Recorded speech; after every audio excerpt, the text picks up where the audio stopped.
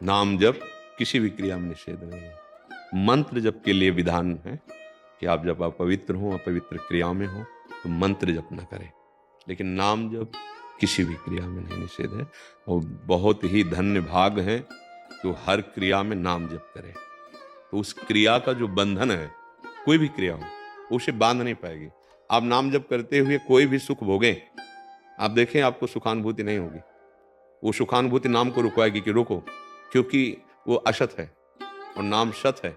अगर नाम जप करते हुए आप कोई भी क्रिया, कोई भी रसास्वादन, आपको पहले वो रसास्वादन मना करेगा, इस नाम को बंद करो, क्योंकि अगर वो रहा, नाम पहारू दिवस निशि ध्यान तुम्हार कपाट, तो इस असत संसार में सुख नहीं है। ये जो हमें सुखानुभूति हो रही है, ये भ्रमात्मक है। बिना ज्ञान हुए ये बात समझ में नहीं आएगी।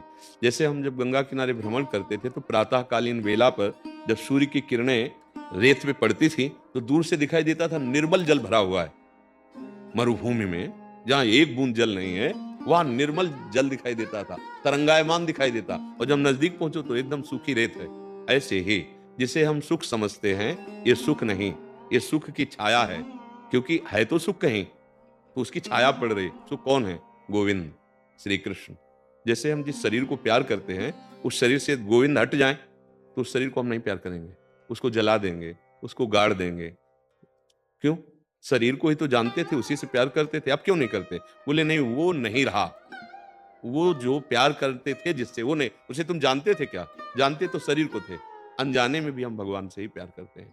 जिसे हम सुख समझते हैं, वो सुख नहीं, सुख की छाया है, समझ पड़ती नहीं, ये गिरधर की माया है। ऐसा त्रिगुणात्मिका माया का जाल बिछा हुआ है, पूरा जीवन निकल जाता है। ये भोगो, इसमें सुख मिलेगा, ये देख लो, इसमें सुख मिलेगा, ये एकत्रित कर लो, इसमें सुख मिलेगा। परिणामता कुछ नहीं होता। परिणामता अशांति, तृष्णा और नवीन पद्धति से भोग भोगने की इच्छा, ये हमको जलाती रहती है। इसका मतलब वो सुख नहीं मिला। कभी अविनाशी को जड़ प्रकृति से सुखी होना हो ही नहीं सकता। आप अविनाशी भगवान के अंश हैं। बिना भगवत चिंतन के, बिना भगवत आश्रय के प्रकृति आपको संतुष्ट नहीं कर पाएगी। चाहे जितना प्रकृति का भोग कर लीजिए, बड़े बड़े चक्रवर्ती राजाओं ने खूब मनमानी इस प्रकृति को भोगा है स्वामी समझकर, तब परिणाम लिखा है। अपने पुत्र की जवानी भी भोगी महाराज ययाति ने, अपनी तो भोगी, लेकिन परिणाम में लिखा, भगवत विमुख पुरुष को संपूर्ण संसार के भोग एक साथ देख दिए जाए तो भी उसकी तृप्ति नहीं होगी, क्योंकि इसमें वास्तविक सच्चिदानंद सुख की जो हमारी मांग है, वो नहीं है। जैसे एक आदमी, राजा ने ये ऐलान कर दिया कि रानी के गले का हार कोई चुरा ले गया है, और उसे जो ढूंढ के लाएगा तो उसे हम समान संपत्ति देंगे, अर्थात समान अधिकार देंगे, राजा जैसा अधिकार देंगे। उसे सायुज्य मोक्ष कहते हैं। हमारी बुद्धि का आनंद ही हार है। अब वो आदमी नदी के किनारे लग गया, कोई कहीं ढूंढ रहा था, कोई कहीं। नदी के किनारे गया तो दिखा कि हार वो है, उससे दिखाई, वो कूद गया उसमें नीचे, तो कीचड़ हाथ लगा। फिर बाहर निकल के आया, जब जल शांत हुआ, फिर हार दिखाई दिया। सुबह से शाम हो रही थी। एक महात्मा उधर से निकले, उसकी प्रक्रिया को देखा, बार बार कूदता है, असफल होकर निकल। उनका भाई क्या आप ढूंढ रहे हो?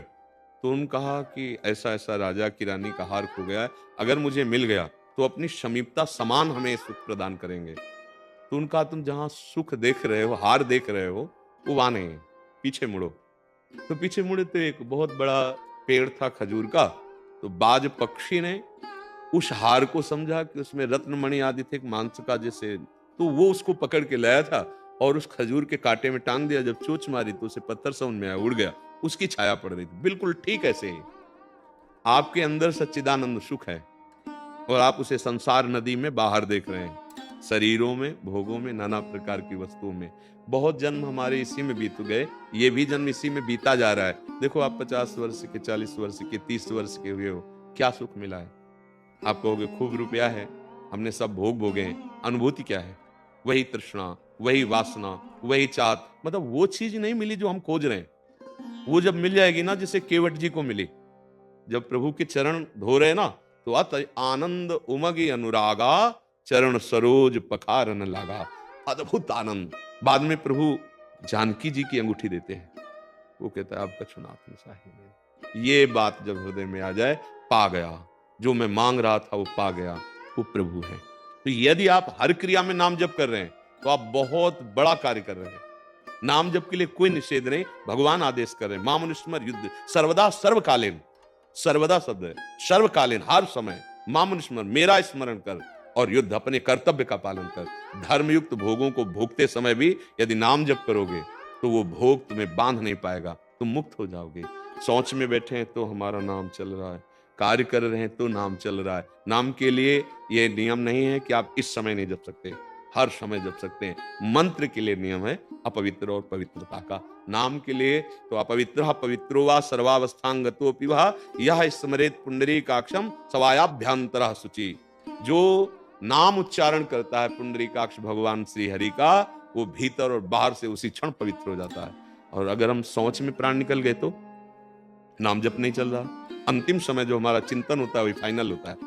तो हमें हर समय राम कृष्ण हरि जो नाम प्रिय है, राधा राधा अभ्यास कर लिया जाए तो सोने में भी नाम चलता है। हम शयन कर रहे हैं, नाम चल रहा है पक्का, हमारे महापुरुषों में देखा गया है।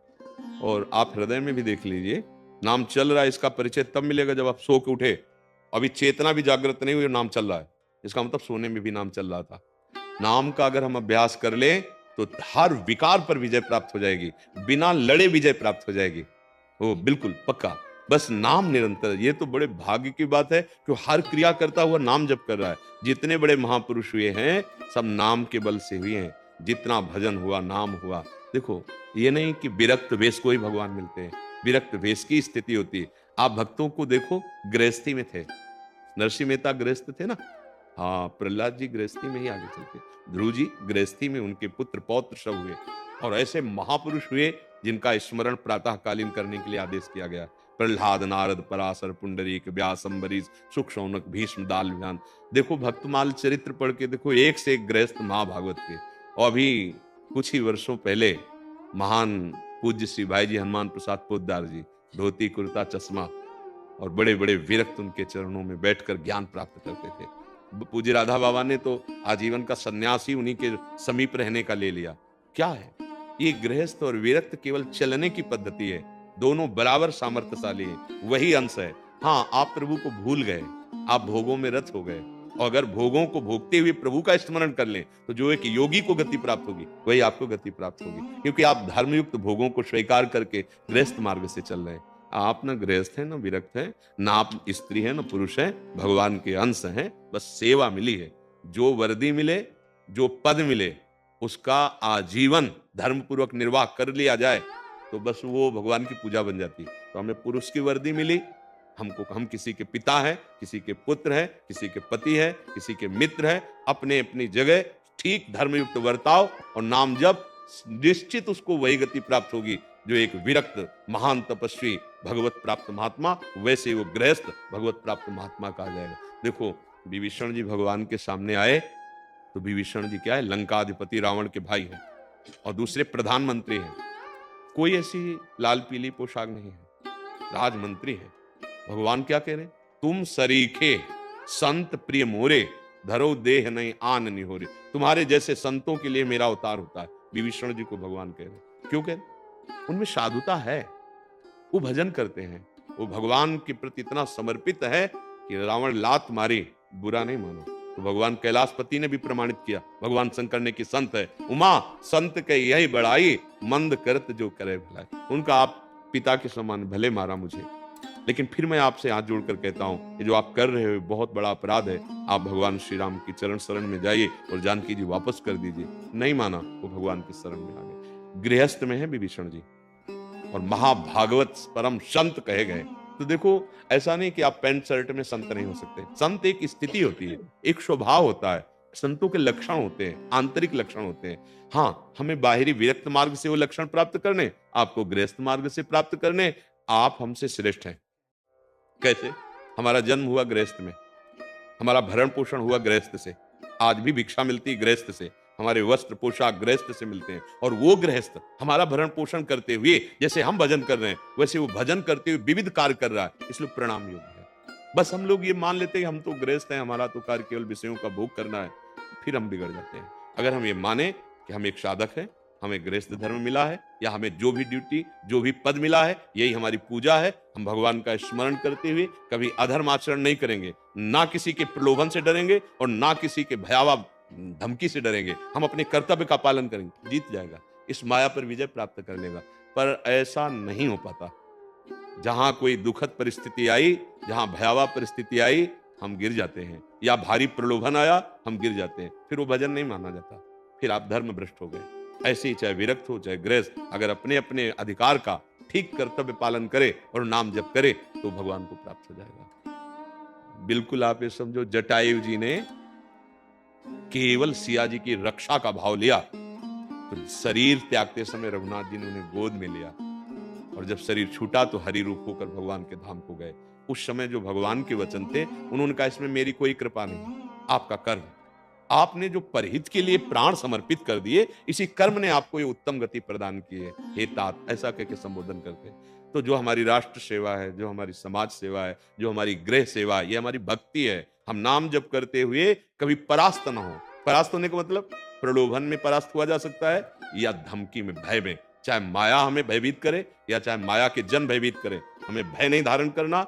एक बार ही मरना है, और हर व्यक्ति के शरीर छूटने का निश्चित समय है। अचानक कोई हमें नहीं मार सकता। अगर हमारा समय आ गया है तो चाहे जितनी सुरक्षा हो, हमारे शरीर का नाश हो ही जाएगा। और अगर समय नहीं आया तो छाती खोल के चौड़ी घूमो, कोई किसी की ताकत नहीं बाल बांका कर सके। जो विधना ने लिख दिया, छठी राव के अंक, राय घटे न तिल बढ़े, रहुरे जीव निसंग। अगर प्राण छूटने हैं तो जो श्वास आखिरी है वो आखिरी ही होगी, चाहे जितनी व्यवस्था कर लो। फिर डरना क्या, सबको मरना है, एक बार मरना है, तो हमें कोई भय से गिरा सके या प्रलोभन से, ऐसा नहीं। अगर ऐसे चलोगे तो गृहस्थ में या राष्ट्र सेवा में या समाज सेवा में जो आप कर्तव्य कर्म कर रहे हो वही आपका भजन माना जाएगा, और नाम जप कर रहे हो इसलिए आपका सत चिंतन है, आपको भगवत प्राप्ति हो जाएगी।